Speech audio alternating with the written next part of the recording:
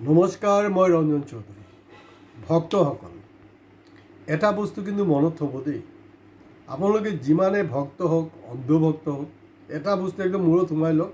এতিয়া মই আপোনালোকক অংকটো মিলাবলৈ গৈ আছোঁ। এয়া হ'লগৈ 2024 পাৰ্লামেণ্ট ৰিজাল্টৰ ঠিক আগে আগে নৰেন্দ্ৰ মোদী কি বুলি কৈছিলে? শ্বেয়াৰ কিনিবলৈ কৈছিলে, কাৰণ আব কি বাৰ 400 পাৰ, তো একদম দেশটো মানে একদম পুৰা বিশ্বগুৰু হৈয়ে যাব, তো শ্বেয়াৰ কিনিবলৈ ছাজেষ্ট কৰিছিলে। আমাৰ অন্ধভক্ত নহয়, এনেকেইটাও কিনিছিলে কিন্তু ৰেণ্ডাম, মানে এনে কৈ থাকে যে মই প্ৰগতিশীল, মই বাওঁপন্থী, মই ছেকুলাৰ, কিন্তু তলে তলে আমি গম পাওঁ নহয় তাহাঁতিও শ্বেয়াৰ কিনিছে, নিকিনা নহয়। চেক কৰক নহয় ছিষ্টেমত, কাৰ্ড মানে ডিমেট একাউণ্ট নাম্বাৰ কি চব ওলাই যাব মাল, মই কৈ আছোঁ আপোনালোকক। তাৰপিছত কি হ'ল? কাণতলীয়া চৰ কোনে খালে?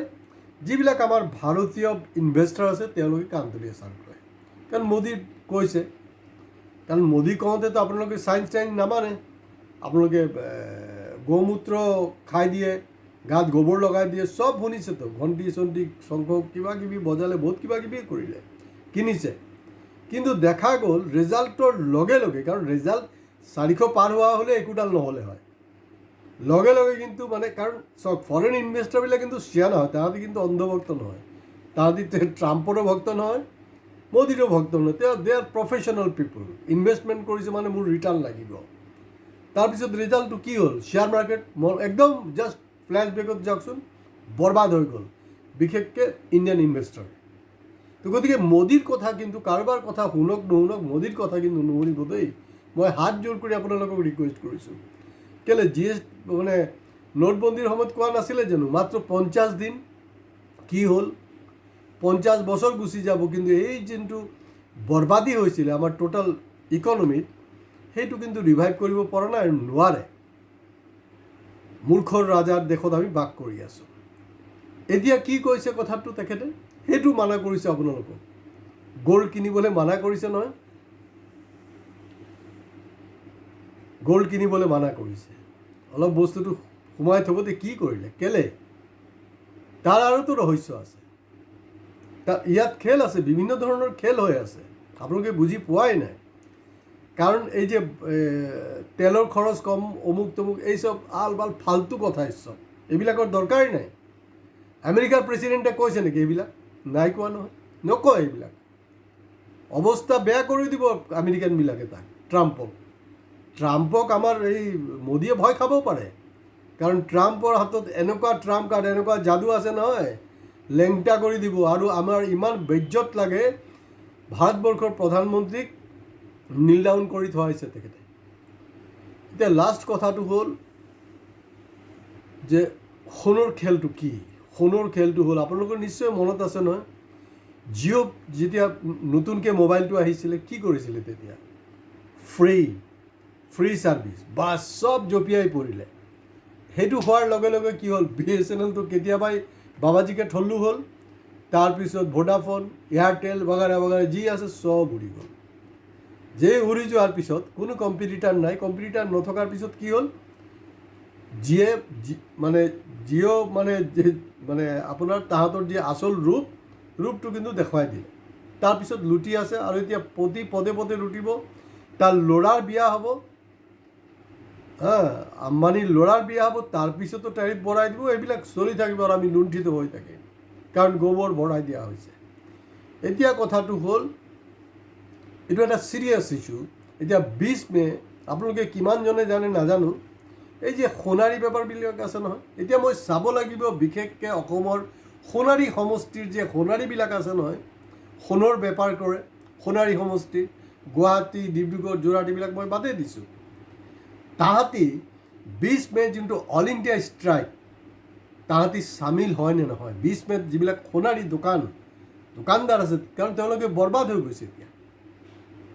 আচল খেলটো কি জানে? ছত্তীশগড়কে ধৰি আৰু বিভিন্ন ৰাজ্যত এই যে আপোনাৰ আদানী আম্বানী যে এওঁলোকক যে ফাণ্ডিং কৰে, কেলে? লুণ্ঠনৰ কাৰণে। কাৰণ ৰাজ্যখন পোৱাৰ লগে লগে, যেনেকৈ আমাৰ অসমৰ ৰাজ্যখন পালে, পোৱাৰ পিছত কিন্তু হাজাৰ হাজাৰ বিঘা গৈ আছে, আৰু আমি বাবাজীকে ঠল্লু হৈ বহি আছোঁ, একো কাম নাইকিয়া। এই যে সোণবিলাক কব্জা কৰিব, তেতিয়া তেওঁৰ টোটাল মাৰ্কেট তেওঁলোকৰ হাতত হ'ব। এই যে অলি গলিত যে সোণৰ যে বেপাৰীবিলাক যে ব্যৱসায় কৰি আছে নহয়, একদম বৰবাদ হৈ যাব। চবতে চাব বিভিন্ন মাৰ্ট খোলা হ'ব আৰু এই মাৰ্টতে এই কাৰবাৰবিলাক। আৰু মই এইবিলাক চেলেঞ্জ কৰিছোঁ, প্ৰত্যাহ্বান জনাইছোঁ এইবিলাকক। অকল কমেণ্ট বক্স নহয়, ক'ত কি কৰিব লাগে আপোনালোকে কওক, মই সেইটো আপোনালোকক প্ৰতি উত্তৰ দিম। মোদীৰ কথা নুশুনিব। এতিয়া লাষ্ট কথাটো হ'ল যে অসমৰ পৰিপ্ৰেক্ষিতত মই ক'ব বিচাৰিছোঁ, এই যে জেনজি বুজি খুব ওলাইছিলে নহয়, কিহৰ ঘণ্টা জেনজিয়ে। অসমত দেখোন মানে জেনজিৰ কোনো কামেই নাইকিয়া, চবে মামাৰ গেঞ্জি পিন্ধিলে। কুংকি চৌধুৰী জেনজি, আজি কুংকি চৌধুৰী ক'ত? তেওঁ কি তেওঁৰ মামাৰ কথা শুনে নে ভালকৈ? নিশ্চিতভাৱে নুশুনে। অনুধাৱন কৰেনে? নিশ্চিতভাৱে নকৰে। যদি ভালকৈ শুনা হ'লে, অনুধাৱন কৰা হ'লে তেওঁৰ টোটাল পলিটিক্সটোৱে বেলেগ হ'লে হয়। আজি যে তেলৰ কথা আহিছে, মইতো লুৰিণৰ কথাটো বাদেই দিলোঁ বাৰু, তাৰ এটা লিমিটেশ্যন আছে। লুৰিণ কেতিয়াও মানে আকৰ্ষণৰ কেন্দ্ৰবিন্দু হোৱা, যিটো কুংকি চৌধুৰী আকৰ্ষণৰ কেন্দ্ৰবিন্দু হৈছিলে এটা সমষ্টিত নহয়, গোটেই অসমত এটা জেনেৰেশ্যনৰ মাজত। কিন্তু প্ৰেক্টিকেলি দেখা গ'ল তাত জেনজিৰ কোনো কাম নাই। অকল সেইটো নহয়, অসমৰ বিভিন্ন সমষ্টিত আপোনালোকে কোনোবাই ক'ব পাৰে যে জেনজিৰ যি ভোটাৰ পাৰ্চেণ্টেজ আছে এইটো ফেক্টৰ নহয় জিকা হাৰাৰ ওপৰত, but they can play a role. কেইজন জেনজি কোনবিলাক আছিলে? আমাৰ সৰহভাগ জুবিন অনুৰাগী নাছিলে জানো জেনজি? কাৰণ আপোনালোকে জাষ্ট এপ্লাই ইউৰ চেন্স। কা আন্দোলনত 5জন মৰি গ'ল, শ্বহীদ হৈ গ'ল। তাৰপিছতো হলত যেনেকৈ জিকিছিলে তাতকৈ আৰু বেছি ভোট পাই 21ত আহিল। এতিয়া জুবিন গাৰ্গ মৰিলে। জুবিন অনুৰাগীবিলাকৰ মানে যথেষ্ট পৰিমাণে জেনজি আছিলে, গোটেই অসমত আছিলে। কোনোবাই ক'ব পাৰে যে আবাল বৃদ্ধ মানে বনিতা কিবা কিবি ক'ব পাৰে, মইতো ইমান ভাষা নাজানো, কিন্তু জেনজিটো এটা ভাল ছেগমেণ্ট অফ পাৰ্চেণ্টেজ আছিলে তাত। ইয়াত মানে কা আন্দোলনৰ 5জন শ্বহীদ হ'ল, মানে পাত্তা নাপালে, একোডাল নহ'লগৈ। এতিয়া অকল জুবিন মৰিছে একজনটো বেছি না 5জন বেছি? 5জনতে আমাৰ একোডাল কৰিব পৰা নাই। না অসমীয়া পাৰিছে না জেনজিয়ে পাৰিছে, কোনোৱে কৰিব পৰা নাই। তো গতিকে জেনজিৰ যিবিলাক মানে নেতৃত্ব বুলি কওঁতে আমি কুংকি আৰু কোনোবা আছে, সেইবিলাকৰ ইমান এটা মানে হেৰি নহয়। কাৰণ মই নেশ্যনেল লেভেলত যেতিয়া কথা পাতোঁ তেওঁলোকে কিন্তু কুংকিৰ নামটো সোধে, বেলেগৰ কথা নুসুধে দেই। তেওঁলোকে প্লে কৰিব লাগিব এটা ৰোল, নহ'লে 2016, 2021, 2026 আমি কেতিয়াবা মোদীৰ সেই গোবৰ আৰু মামাৰ গেঞ্জি পিন্ধি থাকিব লাগিব। গতিকে জেনজি ফেঞ্জি সেইবিলাক কথা বাদ দিয়ক। আৰু কুংকি ডাঙৰি আনি মানে কি বুলি ক'ম, মামাক এতিয়া অনুধাৱন কৰাব পৰা নাই, কুংকি এতিয়ালৈকে চিনিব পৰা নাই। কিন্তু যিবিলাক শিয়ানা মানুহ হয়, যিবিলাক সজাগ সচেতন মানুহ হয়, তেওঁলোকে কিন্তু কুংকিৰ মামাক চিনি পাইছে। হয়, কুংকিৰ মামাৰ কথা কিন্তু অলপ হ'লেও চাগে কুংকিৰ মায়ে বুজি পাইছে। কথাটো হ'ল এনেকুৱা, হিমন্ত বিশ্ব শৰ্মাৰ ওপৰত মানহানি কেছ দিছে। কিমান টকাত জানেনে? এই যে ৰিণিকি দিয়ে নহয়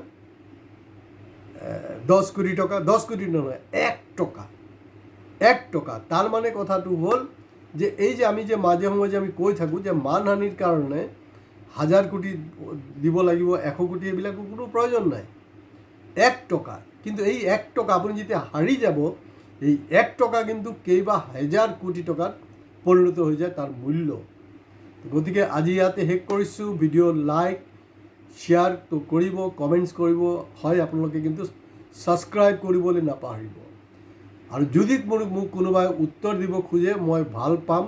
মই বিচাৰোঁ, মই যেনেকৈ এই যে জেনজিৰ এগেইনষ্টত কথা পাতিলোঁ, যে জেনজি মানে ঘেণ্টা, জুবিনৰ ভাষাত জেনজি ঘেণ্টা।